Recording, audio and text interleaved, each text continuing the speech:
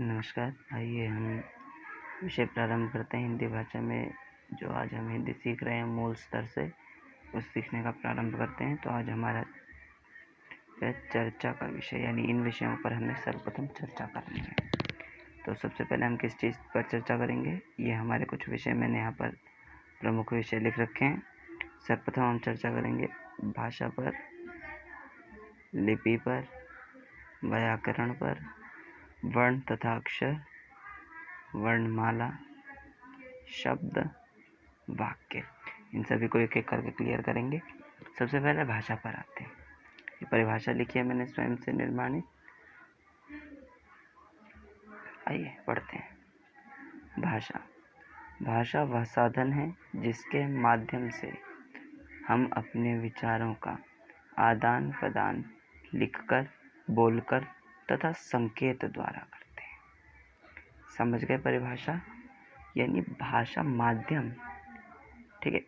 भाषा क्या है? एक माध्यम है। किस चीज़ का माध्यम है? अपने विचारों के आदान प्रदान किस किस तरीके से?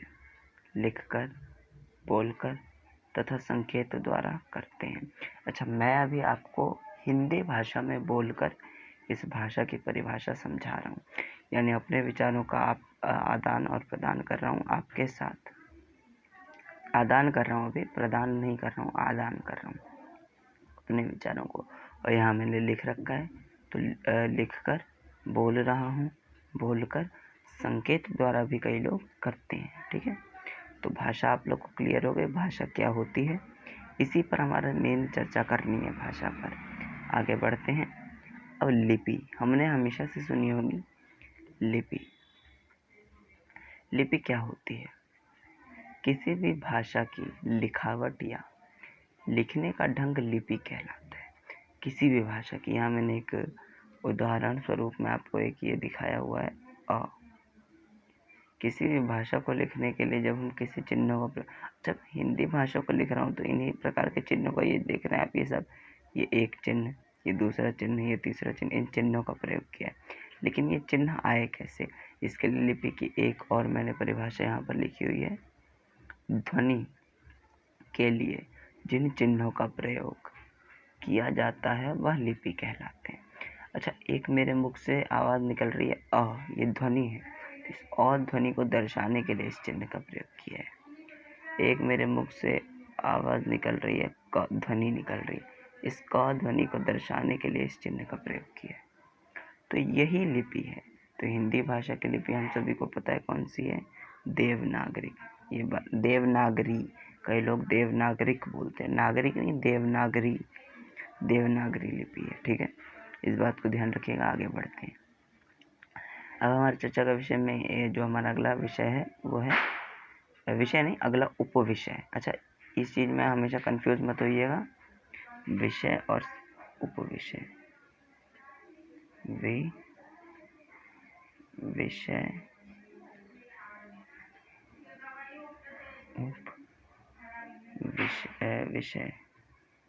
विषय, उपविषय। विषय यानी सब्जेक्ट, उपविषय यानी टॉपिक, ठीक है। ये ध्यान रखिएगा। विषय हमारा जो है वो तो हिंदी है, उस विषय में इन उपविषयों को हम क्लियर कर रहे हैं। व्याकरण में मैं कुछ परिभाषा लेके आया हूँ। किसी भी भाषा के अंग प्रत्यंग का विश्लेषण तथा विवेचन व्याकरण कहलाता है। अच्छा, इस परिभाषा को हम अभी जाने देते हैं 2 मिनट के लिए, ठीक है। आगे बढ़ते हैं। इसकी 2 परिभाषाएं लिखी हुई है मैंने, जैसे लिपि की 2 लिखी थी, व्याकरण की भी 2 लिखी है। इसको अभी 2 मिनट के लिए इग्नोर कीजिए। इस पर आते हैं। ये कॉमन है परिभाषा जो आप लोगों ने पहले भी पढ़ी होगी।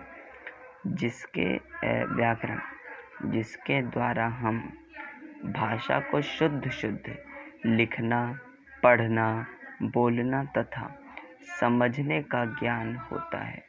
जिसके द्वारा हमें, यहाँ गलत लिखा हुआ है, हमें जहाँ भी गलत हो उसे ठीक करने, जिसके द्वारा हमें भाषा को शुद्ध लिखने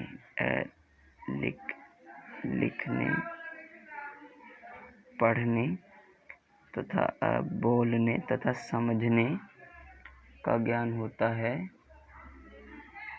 वह व्याकरण कहलाता है। वह व्याकरण कहलाता है। ठीक है, ये हम समझ चुके हैं। ये बहुत कॉमन परिभाषा है। फॉर एग्जाम्पल ये कहना क्या चाह रहा है, जिसके द्वारा लिखने पढ़ने बोलने, यानी अगर मैं कुछ बोल रहा हूँ, ठीक है, बोलते वक्त अगर कुछ मिस हो गया मेरे से, जैसे मैंने कहा मैंने खाना खाई थी, ये मैंने क्या बोल दिया, मैंने खाना खाई थी, तो ये गलत हो गया मेरा, ये सेंटेंस सही नहीं है। तो ये व्याकरण मुझे सिखाएगा सही क्या होगा, मैंने खाना खाया था। ये मेरे को कैसे पता लगा कि यही सेंटेंस में प्रयोग होगा, ये व्याकरण के नियमों के कारण। ठीक है, जैसे यहाँ पर क्या लिखा हुआ, लिखना लिख दिया था, लिखना पढ़ना बोलना, तो जब मैंने पढ़ा तो ये गलत लिखा हुआ था, इसको हमने ठीक किया, लिखने पढ़ने बोलने, किसके द्वारा ठीक किया, इस व्याकरण के द्वारा। इसलिए यह परिभाषा है कि जिसके द्वारा हमें भाषा को शुद्ध लिखने पढ़ने बोलने तथा समझने। अच्छा, इससे पहले ये लिखा हुआ था तो सेंटेंस अटपटा लगा मुझे, जब मैंने यहाँ लिखा है जिसके द्वारा हम भाषा को शुद्ध लिखना पढ़ना बोलना तथा समझने, तो इस जगह पर मुझे लगा जैसे कुछ गलत है, मुझे समझने में समस्या हुई। फिर मैंने इसे ठीक किया, किसके द्वारा, व्याकरण के द्वारा।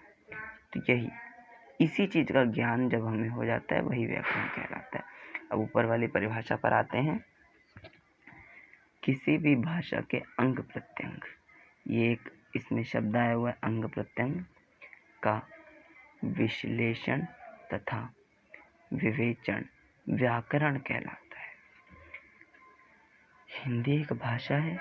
अब देखिए एग्जाम्पल दे रहा हूँ, ये जो शब्द प्रयोग किया हुआ है अंग प्रत्यंग विश्लेषण तथा विवेचन, इसको कैसे एक्सप्लेन करेंगे। मान लीजिए एग्जाम्पल स्वरूप मैं कह रहा हूँ, मैंने कहा ठीक है, गीता। गीता क्या है, हिंदू धर्म ग्रंथ है। ठीक है, हिंदू धर्म ग्रंथ है। तो हिंदू धर्म ग्रंथ की जो प्रमुख ज्ञानीय बातें हैं वो हमें कहाँ से प्राप्त होती है, गीता से। किसने लिखी है ये गीता, कृष्ण जी ने। तो कृष्ण जी द्वारा लिखी गई जो बातें हैं वो हमें कहाँ से प्राप्त होगी, गीता से।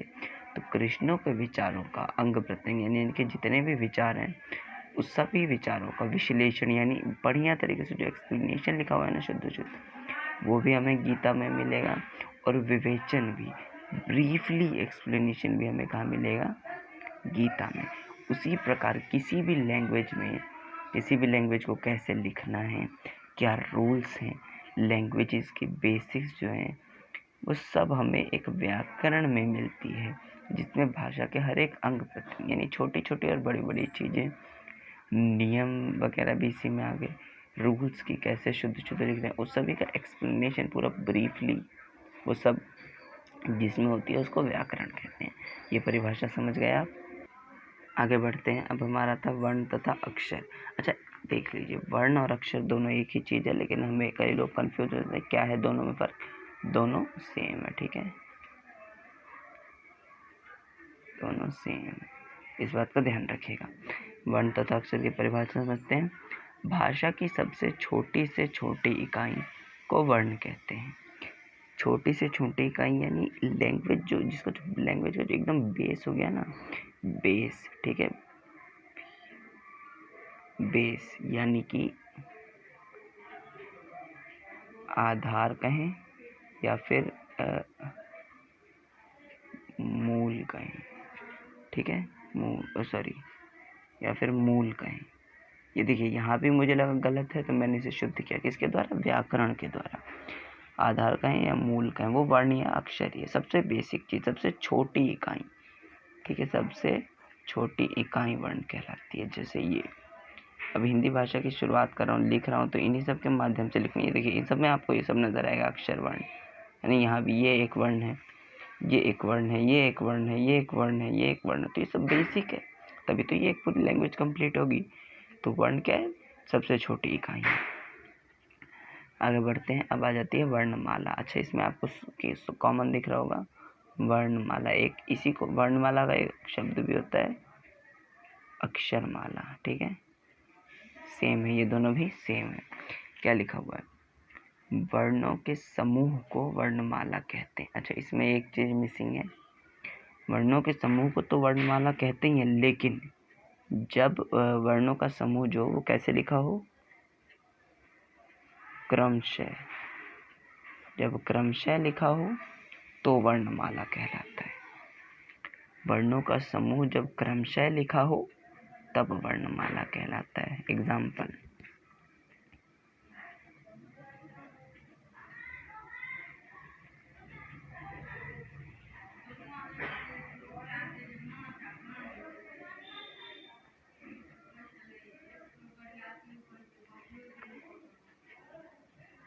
ये मैंने लिखा, ठीक दोबारा लिखूंगा मैं।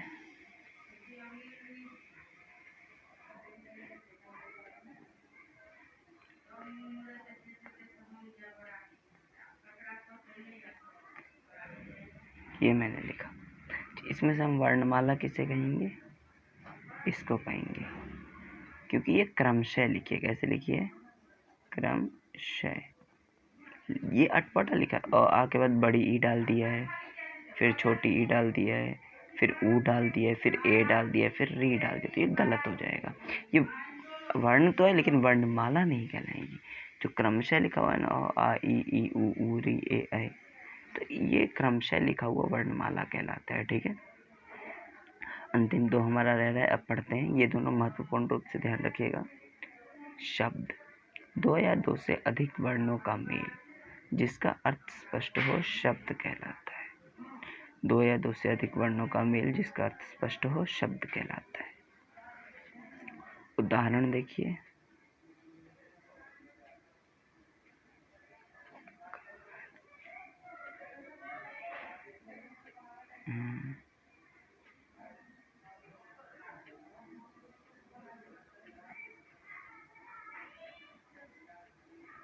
ये क्या है, वर्ण है, एक वर्ण, दो वर्ण, तीन वर्ण है ना, इसमें एक चौथा ये मात्रा लगे, ये भी वर्ण है, फिर एक दो तीन चार पांच वर्ण।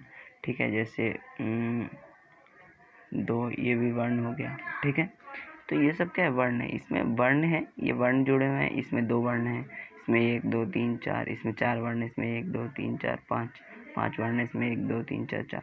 तो ये वर्णों का क्या है, मेल है। इसमें वर्णों ने मिल करके कुछ बनाया है और इसका अर्थ भी स्पष्ट हो रहा है। जीवन, लाइफ, दो, ये एक संख्या को दर्शा रहा है। ठीक है, अकाल, अकाल यानी अचानक, अकाल यानी अचानक। अच्छा, अचानक भी एक शब्द बन गया, ये भी वर्णों के मेल से बना हुआ है। जिसका, ये भी वर्णों के मेल से बना हुआ है और इनका अर्थ भी स्पष्ट हो रहा है। अब वर्णों का मेल मैं यहाँ भी बना दूं, ये मैंने कुछ भी बना दिया। वर्ण तो इसमें भी एक दो तीन चार पाँच छः सात आठ, आठ वर्णों का मेल है, लेकिन अर्थ हो रहा है जिमका सरस। जिमका सरस कोई शब्द नहीं है, कोई अर्थ स्पष्ट नहीं कर रहा, तो इसको हम शब्द नहीं कहेंगे। ये अर्थ स्पष्ट कर रहा है, ये अर्थ स्पष्ट कर रहा है, शब्द कहलाएगा। कंफ्यूजन नहीं होना है। ठीक है, अंतिम विषय है चर्चा का हमारा, अंतिम विषय हमारी चर्चा का वाक्य।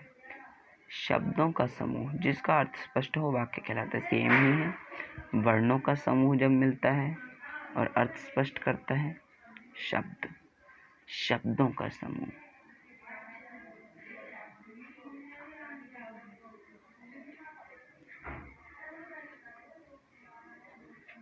ठीक है, राम खाना खाता है,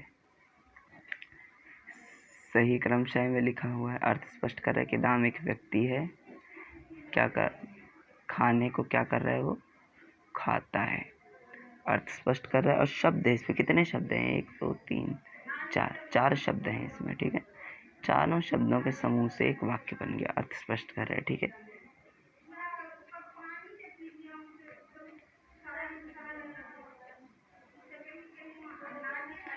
खाना राम खाता, क्या अर्थ स्पष्ट हो रहा है कौन है, क्या है खाना, क्या है राम, क्या खाता, कोई अर्थ नहीं बना रहा है एक ग्रुप में। अच्छा, आप कह रहे होंगे कि आप ये वाक्य से समझ तो जाएंगे ये वाक्य का असल क्या होगा, लेकिन जैसा कि मैंने कहा था पहले, व्याकरण हमें बताता है भाषा कैसे। तो व्याकरण में आगे वाक्य, एक मैं आप लोगों को पढ़ाऊंगा एक दिन विषय वाक्य, उसमें बताया जाएगा कि वाक्य बनता कैसे, वाक्य बनता कैसे, ठीक है। उसका एक नियम होता है, कर्ता कर्म क्रिया किस स्थान पर आएगी, कैसे आएगी वगैरह। तो वो तब जा करके कुछ बनता है कि तब नियम पता लगता है। तो ये नियमानुसार नहीं लिखा है, अटपटा लिखा है, ये वाक्य नहीं होगा। ये नियमानुसार लिखा है, क्रमशः लिखा है, अर्थ स्पष्ट कर रहा है, वाक्य होगा। तो आज जो हमारे ये टॉपिक्स थे, ये महत्वपूर्ण टॉपिक्स, इन सभी को हमने बेसिक कंसेप्ट्स को, यानी मूल चीज़ों को, यानी बेसिक जो था हमारा मूल जो था, वो अब हमारे समझ में आ गया है, ठीक है। नेक्स्ट वीडियो में आपको अब दूसरी चीज़ पर डालूंगा। इसमें अगर आपको कोई डाउट हो इनमें से किसी चीज़ में भी, इसमें मैंने ये दो, ध्यान दीजिएगा, लिपि और व्याकरण की दो परिभाषाएं दी है।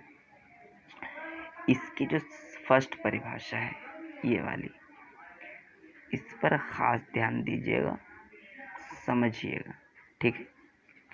तो इसका एक मैं PDF भी आप लोगों को अभी अपलोड कर दूंगा, भेज दूंगा, डिस्क्रिप्शन में डाल दूंगा लिंक, प्रयास करूंगा, अगर संभव होगा तो अवश्य डाल दूंगा, अन्यथा आप लोग मेरे से मांग सकते हैं। इंस्टाग्राम में मेरी इंस्टाग्राम ID है, उस पर आप मुझे मैसेज करके मांग सकते हैं।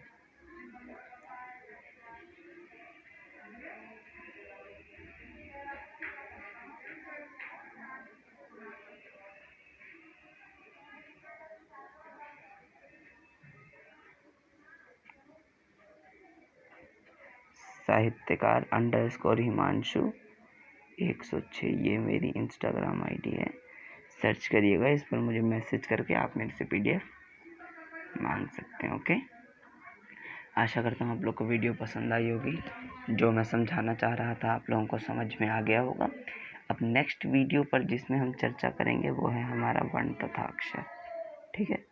नेक्स्ट वीडियो हम इस पर चर्चा करेंगे, एकदम बेसिक से, मूल स्तर से, बेसिक लेवल से, मूल स्तर से हम प्रारंभ करेंगे वर्णों से, ठीक है।